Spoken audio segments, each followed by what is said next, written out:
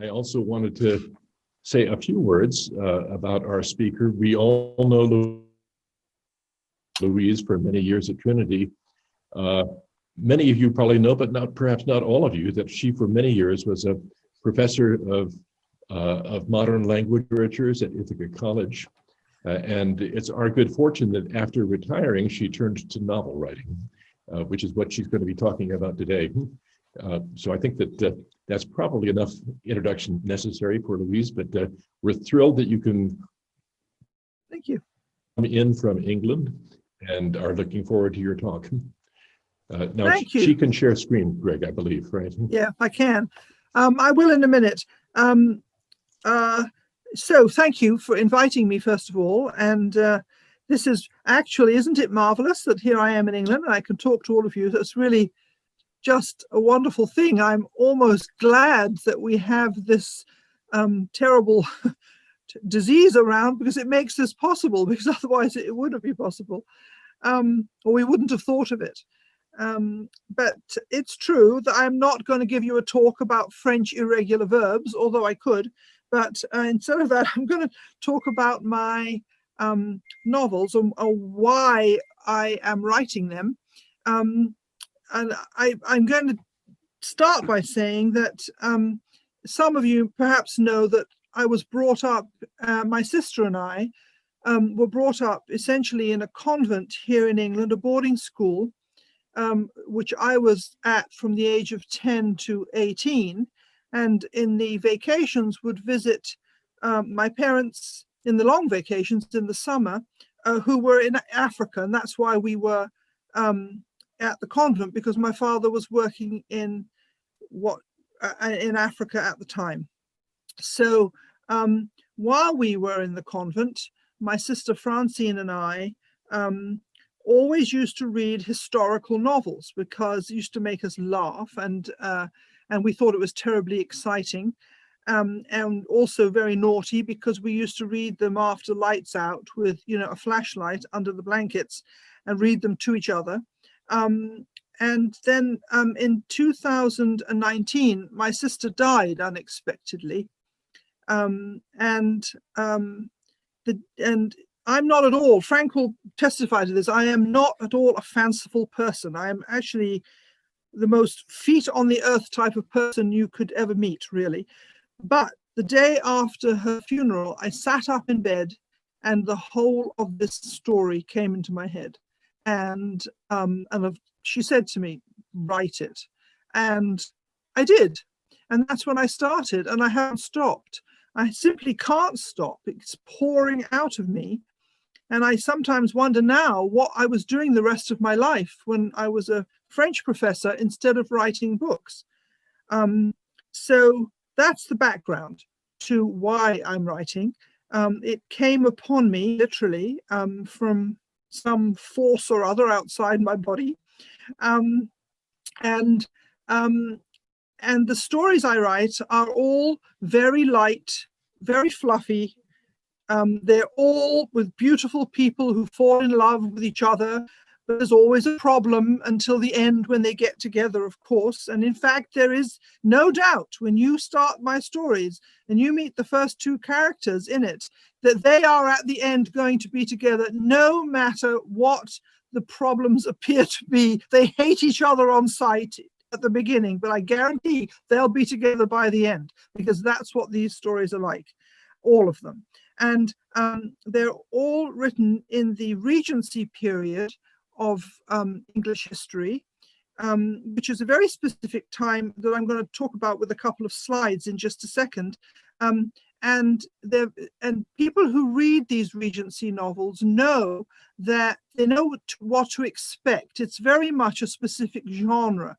And people recognize that there are certain idiosyncrasies of vocabulary and certain ways that things are expressed. And you expect that when you read my novels. If at the beginning it seems a bit odd, you pretty soon get used to it, because there's nothing that's difficult to understand at all in them. Anyway, I'm going to talk a little bit about the historical period, because it'll make it clearer. And then if we have time, I'll just read a little bit. But if any time you have a question, feel free to ask. So I'm going to do a screen share now, and hopefully I'll get what I need here.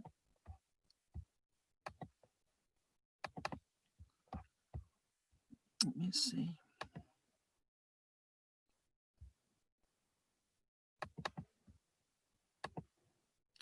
So, okay, here we have the Regency period is essentially from 1810 to 1830. Properly speaking, really, though, it starts earlier. It starts in 1790, when King George III was deemed unfit to rule because of mental defect. And he died in 1920. And during that period, so between, you could say, right at the end of the 1700s to 1820, the Prince Regent acted as monarch, so that's why it's called the Regency period. Then when George III finally died in 1820, his son became George IV, but he only lasted another 10 years, and that was until 1830. So when, by extension, it's not historically totally accurate in terms of when people lived and died, but the period tends to run from about 1800 to 1830. Anything in there is considered the Regency period. So George III is known, of course, to Americans because he lost the colonies. And in fact, that's referred to fairly often in the novels as, George was so hopeless he couldn't even hang on to the colonies. He was, there he is, a picture of him wearing his very sumptuous outfits. He is known to Americans as the evil king who imposed taxes on the colonies to pay for the armies that controlled them, and caused the Boston Tea Party, was ultimately defeated. To British people, he's known as the Mad King, who had purple urine because he had porphyria, which some people think caused his mental defect, and that makes your urine go purple. And he once shook the branch of a tree, thinking it was the hand of the Prussian ambassador, which it's a shame, really, because he seems to have been quite a nice guy in his way, but he's mostly remembered for being pretty hopeless. His son, George IV, or the Regent, as he was initially, oh, sorry about that. There we go. Here's our Regent, and you'll notice immediately a difference between the two of them is that the George III is wearing a wig and this very kingly garb, whereas George IV, or the Prince Regent, as he is in this picture, is shown as a soldier. He's not wearing a wig. He has his hair done in a style which was called the Brutus style, and I'll talk about that a little bit more in a minute. He considered himself sort of one of the people. He liked to have parties. He was very fun-loving, and as unlike his father as could be. His father was faithful to his wife, whereas Prince Regent certainly wasn't. He was pleasure-loving, self-indulgent, dissolute. His father refused to pay his debts unless he married his cousin, Princess Caroline of Brunswick. But he had for some years had an unofficial wedding with Maria Fitzherbert, who was a Catholic and therefore ineligible to become his wife. He had 2 children by her, a daughter by Caroline, who was pregnant by him when they married, and he had other mistresses and probably other children. And he was the sort of character that sort of forms the background to this Regency period, because he was fun-loving. He wasn't faithful to his wife or his mistress, and he thought nothing was better than having a party. He had this in Brighton. You can still visit the pavilion there, which started out as a small summer palace when the Regent first went down to Brighton, but he very quickly had it built into this pleasure dome where he would hold the most extravagant parties. And these are often referred to in Regency novels in general. So as I said, this is a sort of background to it. At the same time, the other background person that we probably should talk about is Napoleon, because although the British have always disliked the French, and still do, I must say, there's not much change there. The French court has always had an enormous influence on British fashion. And so here we have Napoleon when he became emperor, and he fancied himself very much as in the tradition of the great Greek heroes, and Hector and Achilles and so on. And he adopted a personal style that came to be called the Empire style, because he created the French Empire. And here he is shown on his imperial throne. And you will, of course, see that he's wearing the laurel crown here. His throne, you can see they've got deliberately got a bit of it showing here where it looks like a Corinthian column. He's wearing what looks like a toga with this frieze along the bottom. So even in his dress, you can see that he was demonstrating that he was in a tradition of very great heroes, very great warriors, and that's how he saw himself. He popularized for women, was popularized what we now still call the empire line dress, which is the dress which is high under the bosom, straight and flowing. Of course, only before the period of Napoleon, of course, they were wearing these very large skirts, which were held up by wicker baskets. Essentially, they were wicker baskets. They were called paniers in French, and that's the word for basket. They held out the dresses very, very wide on both sides. I'm sure you've seen pictures of them or movies with them in where they could hardly get through the door for the size of their skirts. The Empire style is altogether much more simple in terms of women's dress. Also, the sofa that she is on, this is Madame Récamier. She also had noticed she has a sort of a headband which imitates the laurel crown. She's on a sofa, which is still to this day called an Empire style sofa, with these type of curving back. The torchère here, very much in a sort of a Greek style of having some sort of flame lamp at the top here. So that is the style of clothing for women in all of the Regency books, not only mine, but anybody else's as well. This is a picture from the crowning of Napoleon. Just as an interesting sidebar, Napoleon wanted to differentiate himself from the previous kings of France. He called himself emperor, not king anyway. And he had himself crowned in Notre Dame Cathedral, as opposed to Reims Cathedral, which is where all the kings of France had been crowned. And this is a picture, a detail from a famous painting by Jacques-Louis David, who was the sort of royal painter of the Napoleonic era. And you'll notice again that the women are wearing, this one has actually got something that looks very much like a laurel crown on her head. The Empire style dresses, again, very high under the bosom and so on. And you'll notice the gentlemen all have this Brutus hairstyle. See, all were brushed forward onto their crown. Well, not this guy, I guess, but the ones that have hair. And that, if you remember back to the picture of the regent, the Prince Regent, he had that same Brutus hairstyle, which of course is an imitation of the Roman statues that have been in museums at that time and now. And again, it is a deliberate imitation of the classic period. And you see that, and so the gentlemen in my books always have this look.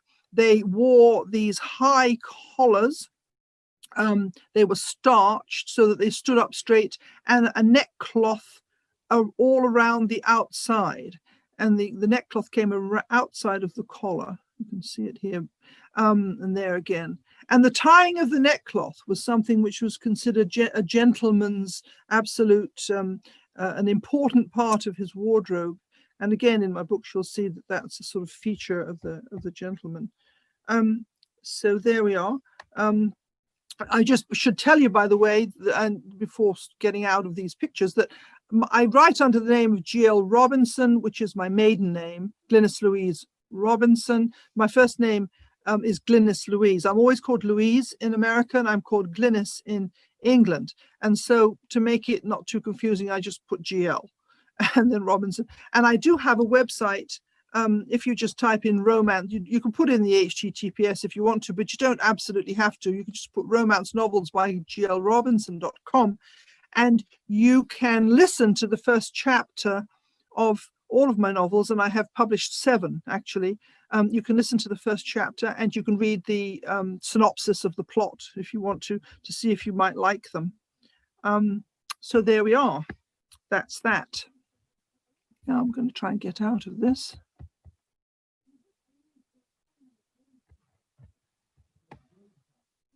Here we go. So I'm back to here again.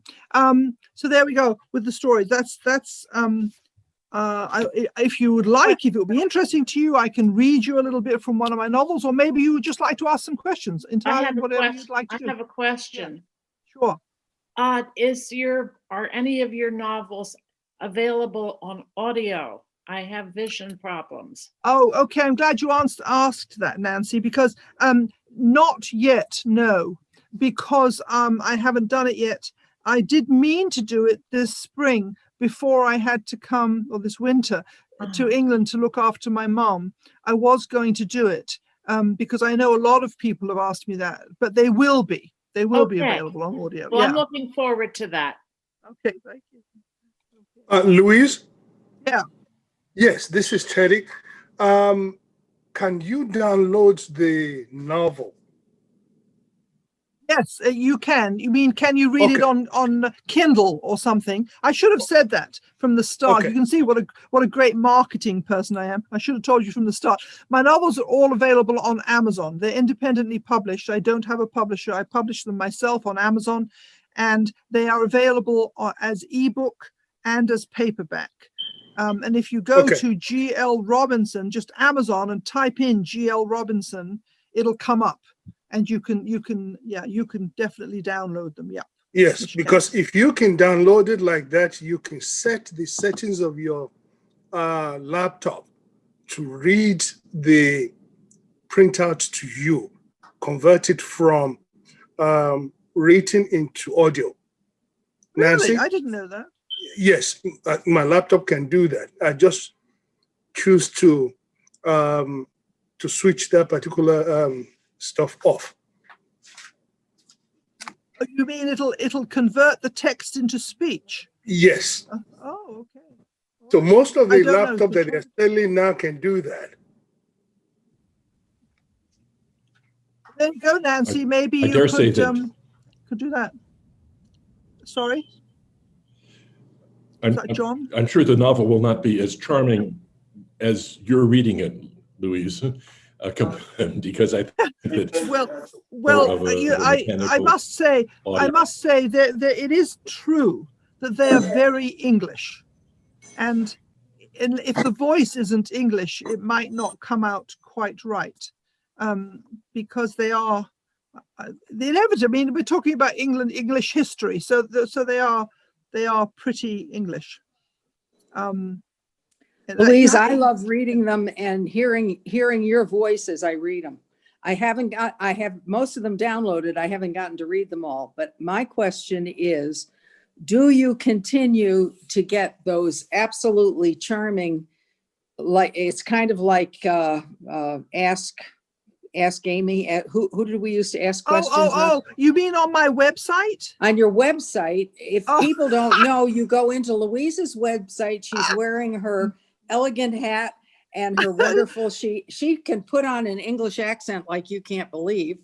And she answers questions when these people are all into the characters and want to know who did what, when, and why did they do it. It was just wonderful. Well, it was actually, I hate to say it, but I'll put it back on. I temporarily took it off. I had one of my first book.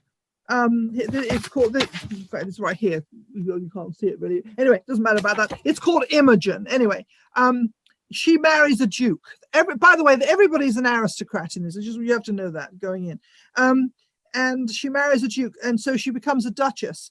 And so I had her do a sort of Ask Amy column on my website and it's people from the present day asking her questions like social distancing and things like that, which of course she has no idea what they're talking about, but she answers anyway, and she gives you these great answers. I have to say, I love her. She comes up with, and if you ask me, I'm talking about her as if it were not me. It's because honestly, my characters, they're not me. They invent themselves. Yeah. I start writing and their words come right out of my pen. And I don't know where they come from. I really don't. It's just, they invent themselves as I go along. So Imogen, the Duchess, answers questions about boyfriends and dieting and all sorts of things that of course didn't exist in her day, not in the same way, but she answers them anyway on my website. Louise, is there, I have not read any, and I've just looked, there's like 9 or 10. Is there an order that we should start in, or can you read them randomly? You can, well, the very last book I'm trying to say this in a sensible way. The first 3 are all completely independent. Then they begin with a woman's name. They're Imogen, Cecilia, and Rosemary. Those are all, you can read them in any order. They're completely separate. The next 3, actually, the next 3 are the story that my sister told me as I told you about. They're the story that my sister told me, and it turned into a trilogy. And they're called The Earl and. The Earl and something. The Earl and the Mud-Covered Maiden, The Earl and His Lady, The Earl and the Heir. So the 3 Earl books, read them in order, starting with The Earl and the Mud-Covered Maiden. They read those in order. But the other 3 you can read in any order. Doesn't make any difference. It's just that I didn't mean it to be a trilogy. It's supposed to be one story, but it became a trilogy. Thank you. Okay. Anything else? Would you like me to read a little bit so you can see what it sounds like? Or is that too boring? Okay, all right, here we go. This is the beginning of the first book. It's called Imogen. Okay, here we go. Chapter 1. I heard you say quite distinctly, move her out. The pretty young widow looked directly into his eyes without a hint of humor. Ivo Rutherford sighed as he walked into the foyer of the Hôtel Fleury. It was a late evening in April, the air becoming damp as the sun set and the humidity rose from the lake. Lausanne had never been very welcoming in the winter. Lac Léman was fine and good in midsummer when the sails of small boats and the parasols of women in pretty dresses decorated its waters, but by and large he was now wishing he had never come. But needs must. He handed his hat and cane to the waiting liveried boy and shrugged out of his greatcoat, letting it fall behind him with the cool assumption that it would be caught. He certainly didn't look to see. He strode forward, a very tall, commanding figure, broad shoulders. Now you know he's the hero, right? With an absolute air of assurance. His entrance was observed by a very pretty lady dressed in black. Bonsoir, Monsieur le Duc. The maître d'hôtel, a short, stout man with oiled hair and a pince-nez, had come bustling from behind a shiny mahogany desk, and as he reached the visitor, he bowed, an anxious look on his face. Bonsoir, Legrand, came the response. My bags are in the carriage outside. Have them brought up to my room at once. My excuse, milord, but your accustomed chambre, she is not disponible. What do you mean, not available? I require it. It's my room. I'm here. Mais non, that is the problem. She is not available. A widow lady, is in occupation. I sent no lady, widowed or otherwise, so it's impossible one could be there, unless, of course, amended Monsieur le Duc, you have performed this service for me, in which case I will delay my thanks until I see the lady in question. His eyes danced with amusement. No, no, no. The harassed little man, finding his English had deserted him, went into a flood of French. The visitor listened with the light of humor still in his eyes, and when the flood had run itself to a trickle, responded in an even tone. I apprehend that a widowed lady arrived without notice, and you gave her the room that has been reserved to me these last 10 summers. The solution appears obvious. Move her out. Mais milord, you have never in 10 years come before July, and now is April. You were not expected. She is installed. It is impossible to move one such as she. One such as she? Why? What is she? The Dowager Queen? I do not wish to stand upon formality, but no one else outranks me.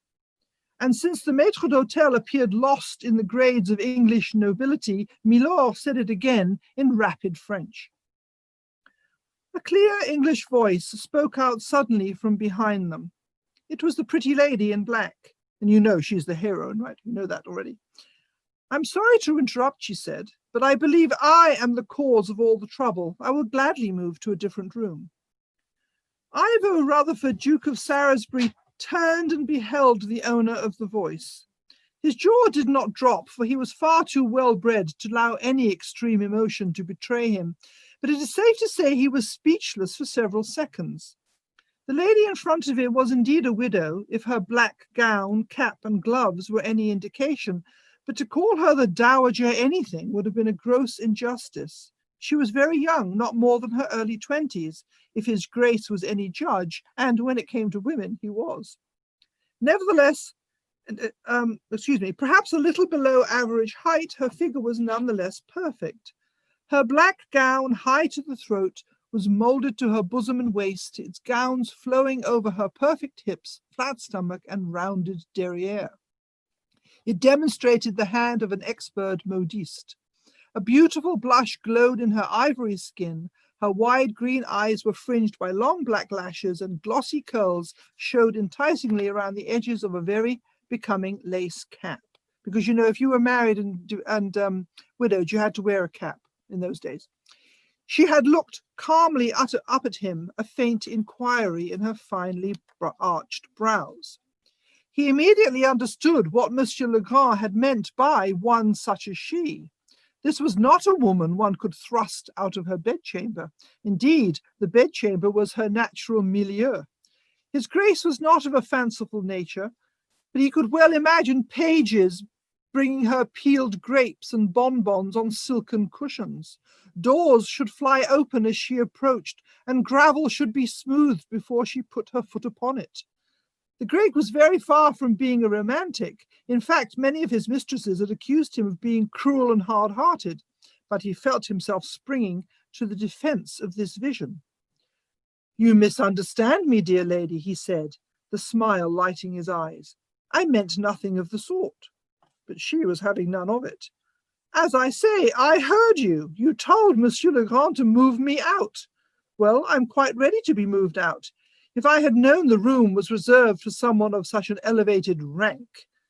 She again looked at him straight in the eye, ignoring the smile in them. I would never have accepted it in the first place. She turned to Monsieur Legrand. If you would find me alternative accommodations, I will have my maid move my things in a trice. My dear madam, Monsieur le Duc, rarely at a loss for words, was once again almost speechless. I beg you to reconsider. I cannot possibly sleep peacefully in a room knowing you have been ejected from it. Legrand should never have suggested such a thing. But the lady was already walking away. He did not suggest it. You did. As I say, I heard you. There is nothing to discuss. I'm going for a walk, and by the time I return, I expect my things to have been moved. She nodded at Legrand. Thank you, monsieur. She stopped and dropped a shallow curtsy. Good evening, your grace. And she left. There you go. End of first chapter. So you see, you know that those two are going to get together in the end, even though it looks very unlikely in the beginning. There we go. Absolutely delightful. Well, they're also sort of funny, my books.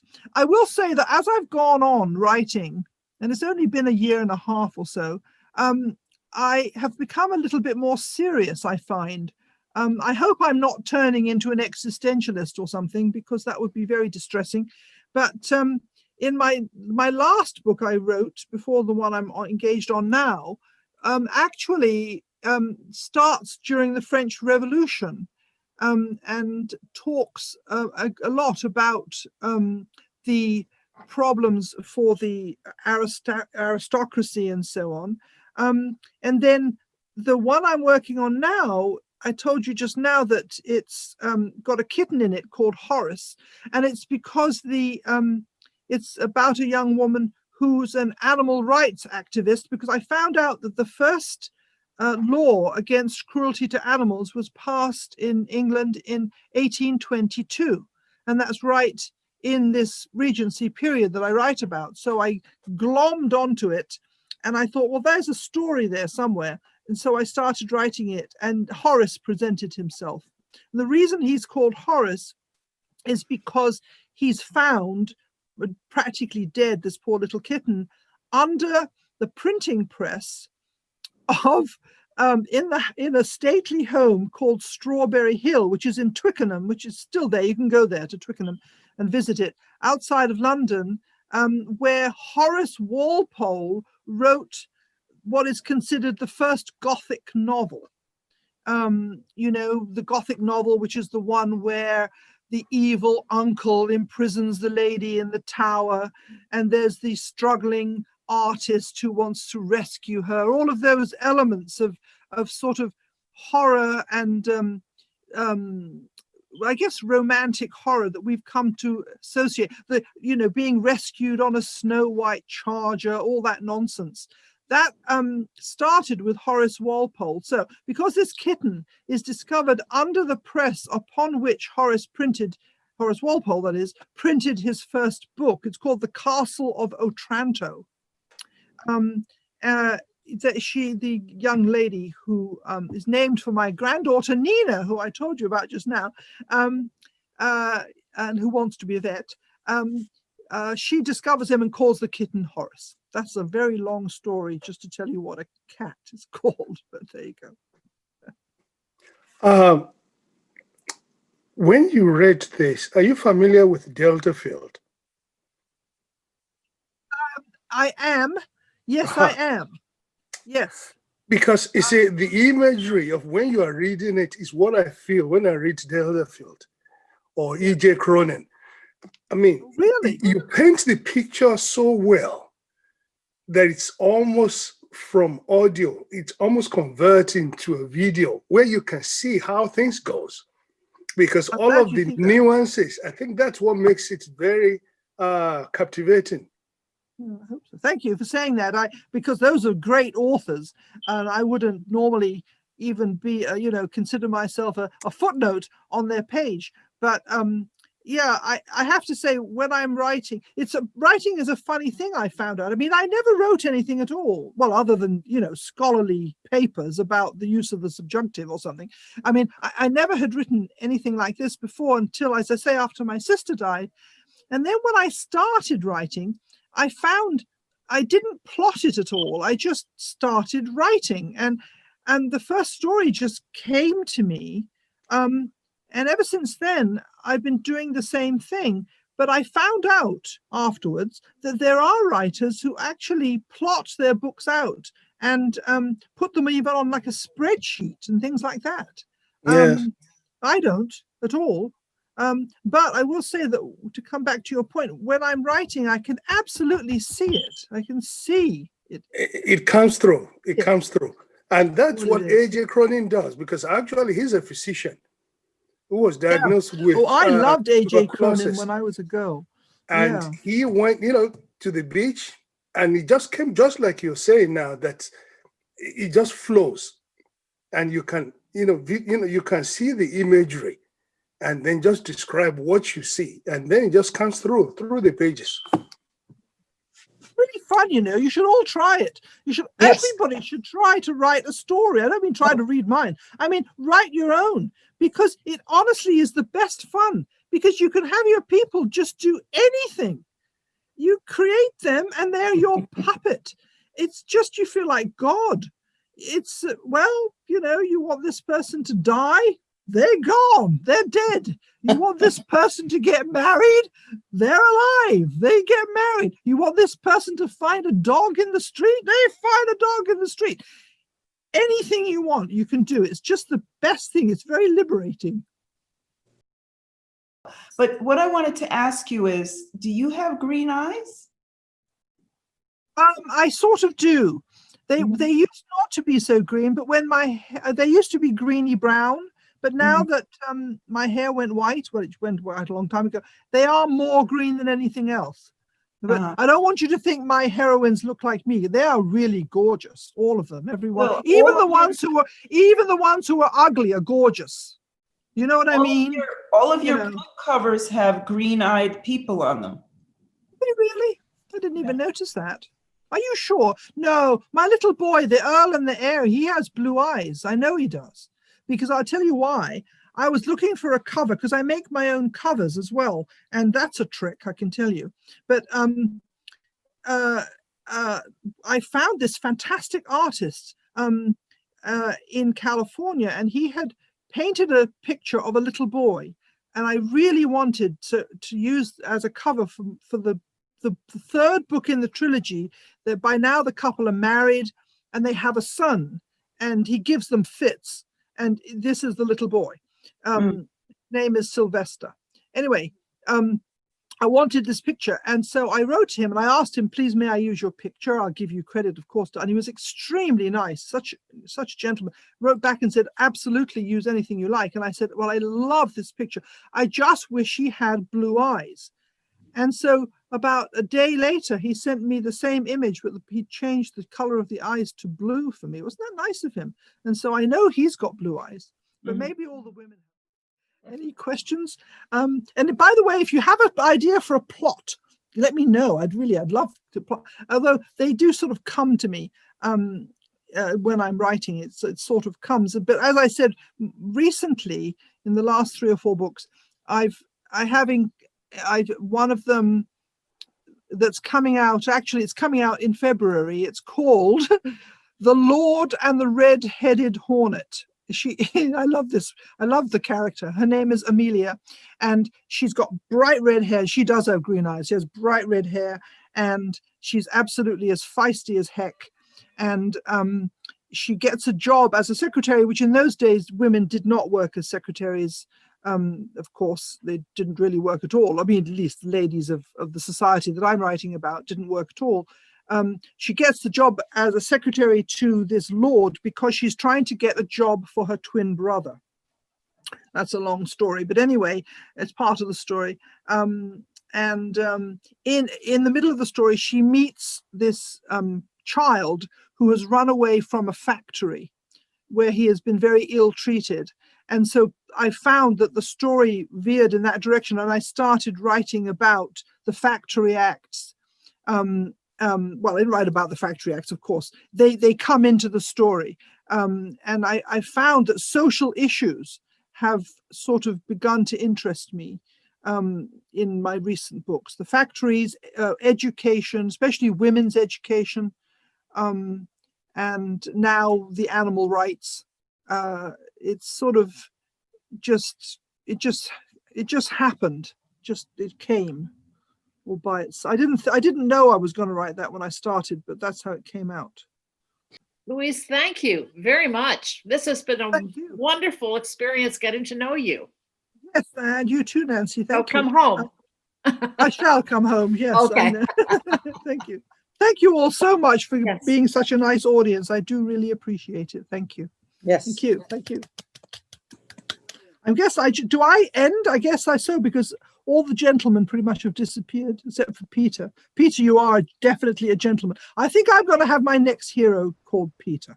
There Oh, thank you. I shall think of you, Peter, when I do it. Although he won't have a beard, because they never had a beard, gentlemen. They were always clean shaven, I'm sorry to say. And you're going to have to brush your hair forward a bit, but otherwise you'd be perfect. I'll have to try that brush forward. Because I've got enough left up there to do so. Yes, Rick, yes, I don't think so.